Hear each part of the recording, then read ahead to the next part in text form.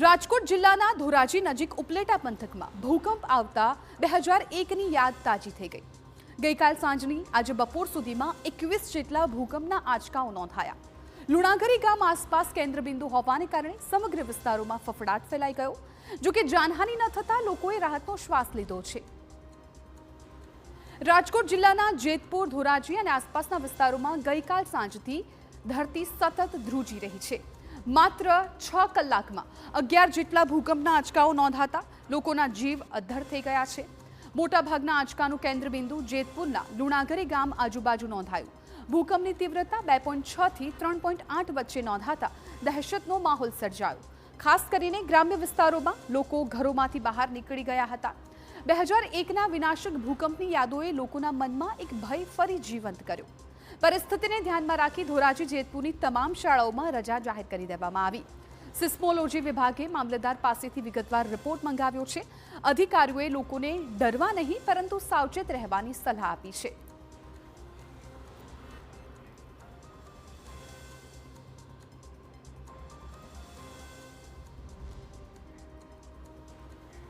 તો ભૂકંપ બાદ આ તમામ વિસ્તારોમાં અત્યારે સૌ કોઈ ભયના ઓથાર હેઠળ જીવી રહ્યા છે. મેપના માધ્યમથી એક્ઝેક્ટ એ લોકેશન આપણે બતાવીએ કે જ્યાં ભૂકંપના આંચકા અનુભવાયા હતા. જે પ્રકારે માહિતી મળી રહી છે, ભૂકંપનું જે કેન્દ્ર બિંદુ છે, આ મેપ જુઓ, એમાં અમે બતાવી રહ્યા છીએ ઉપલેટા. ભૂકંપનું કેન્દ્રબિંદુ ઉપલેટા નોંધાયું છે અને આ જ વિસ્તારની આજુબાજુમાં સતત 21 જે ભૂકંપના આંચકા છે એ નોંધાયા હતા. એટલે આ વિસ્તારની આજુબાજુનો વિસ્તાર છે ત્યાં પણ કંપન અનુભવાઈ હતી. અત્યારે લોકોમાં એક ડરનો માહોલ ત્યાં જોવા મળી રહ્યો છે, કેમ કે એક સાથે એક બાદ એક 21 આંચકા આવતા ચોક્કસથી 2001નો ભૂકંપનો ગુજરાતનો એ આખો ઘટનાક્રમ છે એ લોકોને યાદ આવી ગયો હતો. સાથે જ રાજકોટ જિલ્લાના જેતપુરમાં ગઈકાલ સાંજથી જે બપોરે 12 વાગ્યા સુધીમાં 12 જેટલા ભૂકંપના આંચકા અનુભવાયા છે. મોટાભાગના આંચકાનું જે કેન્દ્રબિંદુ છે એ જેતપુરના લુણાગરી ગામની આજુબાજુમાં નોંધાયું હતું, જેને લઈને ગ્રામ્ય વિસ્તારોમાં લોકોમાં ભય જોવા મળી રહ્યો છે. જાનહાનિના કોઈ સમાચાર ન હોવાથી લોકોએ રાહતનો શ્વાસ લીધો. જોકે સલામતીને લઈને ધોરાજી જેતપુરની તમામ શાળાઓમાં રજાઓ જાહેર કરી દેવામાં આવી. બીજી તરફ સિસ્મોલોજી વિભાગે જેતપુર, ઉપલેટા અને ધોરાજીના મામલતદાર પાસે રિપોર્ટ માંગ્યો. સ્થાનિક લોકોને આ આંચકાઓએ 2001ની યાદ અપાવી.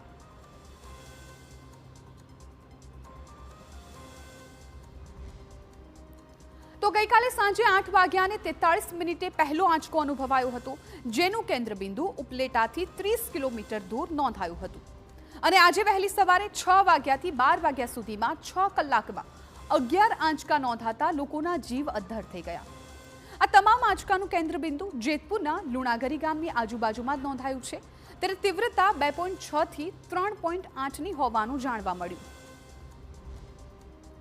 તો વહેલી સવારથી ઉપરા છાપરી ભૂકંપના આંચકા અનુભવાતા લોકોમાં એક ફફડાટ ફેલાઈ ગયો હતો. ખાસ કરીને જેતલસર, ભેડલા અને સરદારપુર સહિતના જે આસપાસના ગામોમાં છે ત્યાં ધરતી ધ્રુજી હોવાનો અહેસાસ લોકોને થયો. 2001ના ભૂકંપના પુનરાવર્તન થાય તેવી લોકોમાં દહેશત વ્યાપી ગઈ. સતત ભૂકંપના આંચકાથી ધોરાજી અને જેતપુરની તમામ રજા જાહેર કરી દેવામાં આવી. વહેલી સવારે વિદ્યાર્થીઓ રોજના સમય પ્રમાણે શાળાએ પહોંચ્યા હતા, પરંતુ સલામતીને લઈને રાજકોટ જિલ્લા પ્રાથમિક શિક્ષણ અધિકારી દીક્ષિત પટેલનો નિર્ણય લઈને વિદ્યાર્થીઓને પરત મોકલવા શાળાના આચાર્યને જાણ કરી હતી.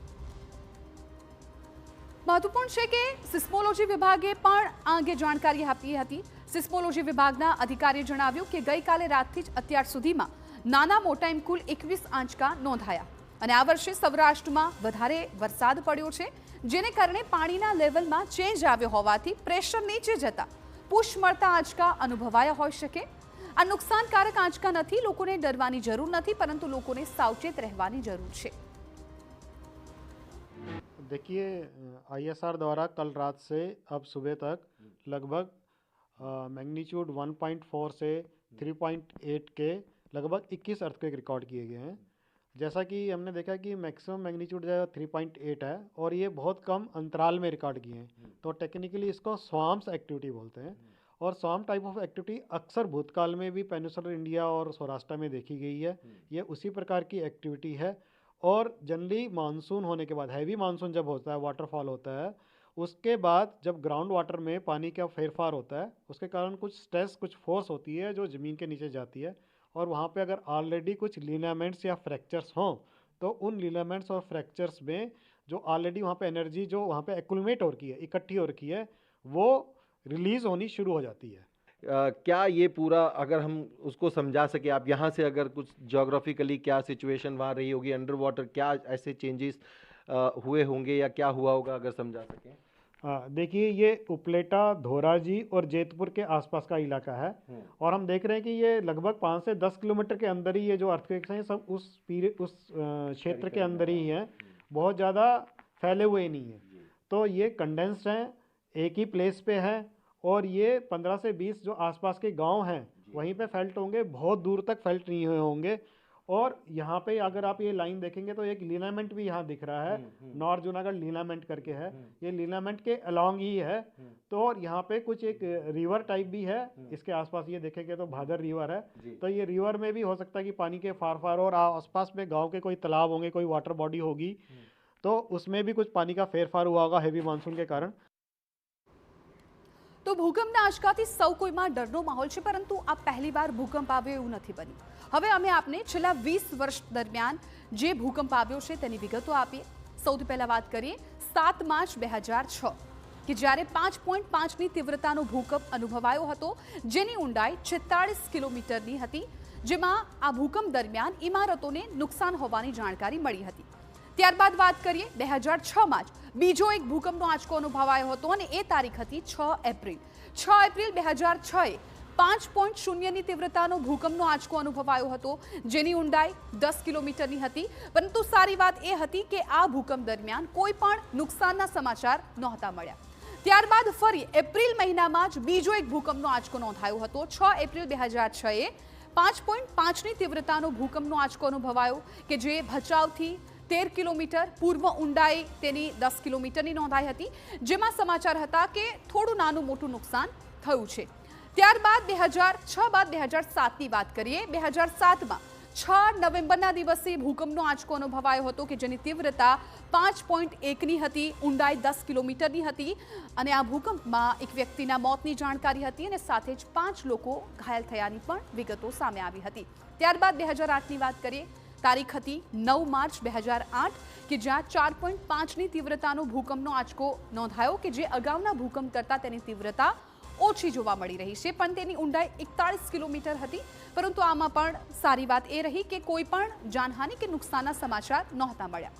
ત્યારબાદ વાત કરીએ સીધી 2011માં ભૂકંપનો આંચકો અનુભવાયો હતો કે જે 20 ઓક્ટોબરે અનુભવાયો, જેની તીવ્રતા 5ની હતી, ઊંડાઈ 34 કિલોમીટર હતી, અને આમાં પણ કોઈ પણ નુકસાનના સમાચાર નહોતા મળ્યા. અને ત્યારબાદ ભૂકંપ છે એ 2020માં પણ અનુભવાયો હતી, જેની પણ જાણકારી આપને આપીએ.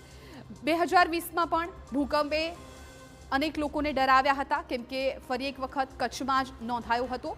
તારીખ છે 14 જૂન કે જ્યાં 5.3ની તીવ્રતાનો ભૂકંપ અનુભવાયો હતો કચ્છમાં, રાજકોટની નજીક, અને જેની ઊંડાઈ 10 કિલોમીટર જેટલી હતી. પરંતુ આમાં પણ કોઈ વિગતો અન્ય વધારે સામે નથી આવી કે જ્યાં જાનમાલનું નુકસાન થયું હોય. ત્યારબાદ 23 નવેમ્બર 2023 5.1ની તીવ્રતાનો ભૂકંપ અનુભવાયો કે જે ગાંધીનગરથી 39 કિલોમીટર ઉત્તર તરફ આ ભૂકંપ છે એ જોવા મળ્યો હતો. અને હજુ પણ આ લિસ્ટ ખૂબ લાંબુ છે. 2023 બાદ 2025ની પણ આપણે વાત કરીશું. 2025માં 26 ડિસેમ્બરે ભૂકંપનો આંચકો અનુભવાયો હતો કે જ્યાં 4.6ની તીવ્રતા છે એ નોંધાઈ હતી. રાપરની 43 કિલોમીટર પશ્ચિમમાં કચ્છમાં ભૂકંપનું કેન્દ્રબિંદુ નોંધાયું હતું, અને જેની ઊંડાઈ 10 કિલોમીટરની હતી. એટલે છેલ્લા 20 વર્ષમાં જે મોટા ભૂકંપના આંચકા આવ્યા છે તેની આ તમામ વિગતો અમે આપને રજૂ કરી. ત્યારબાદ સુપર 6